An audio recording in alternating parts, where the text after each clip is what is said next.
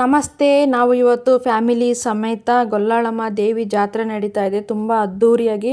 ಇದು ಅಮ್ಮನ ಮನೆ ದೇವರು. ಸೊ ಹಾಗಾಗಿ ಎಲ್ಲರೂ ಬಂದಿದ್ದೀವಿ. ಜಾತ್ರೆ ಮಾತ್ರ ತುಂಬ ಗ್ರ್ಯಾಂಡಾಗಿ ಅದ್ಧೂರಿಯಾಗಿ ನೋಡಿ ಎಷ್ಟು ಜನ ಸೇರಿದ್ದಾರೆ.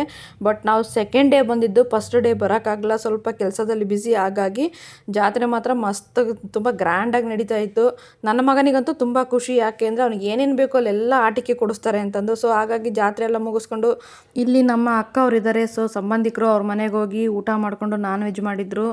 ಊಟ ಮಾತ್ರ ಫುಲ್ಲು ಊಟ ನಾನ್ ವೆಜ್ಜು. ಅದರಲ್ಲೂ ನಾವು ನಾನ್ ವೆಜ್ ಪ್ರಿಯರು. ಸೊ ಹಾಗಾಗಿ ಫುಲ್ಲು ಮೀಲ್ಸ್ ಚೆನ್ನಾಗಿ ಊಟ ಮಾಡಿಕೊಂಡು ಬಂದು ಕಾರ್ ಹೊತ್ಕೊಂಡು ಮಲ್ಕೊಂಡಿರೋರು. ನಮ್ಮ ಮನೆಯವರು ಸೀದಾ ಒಂದು ರೆಸ್ಟೋರೆಂಟ್ ಹತ್ರ ಬಂದು ಸ್ಟಾಪ್ ಮಾಡಿದರು ಕಾಫಿ ಕುಡಿಯೋಣ ಅಂತ. ಬಟ್ ನಮ್ಮ ಮನೆಯವ್ರು ಬ್ಯಾಡ್ ಲೆಕ್ಕು ನಮಗೆ. ಯಾಕೆಂದರೆ ನಮಗೆ ನಿದ್ದೆಯಲ್ಲಿದ್ದು ನಮಗೇನು ಅನ್ನಿಸ್ಲಿಲ್ಲ.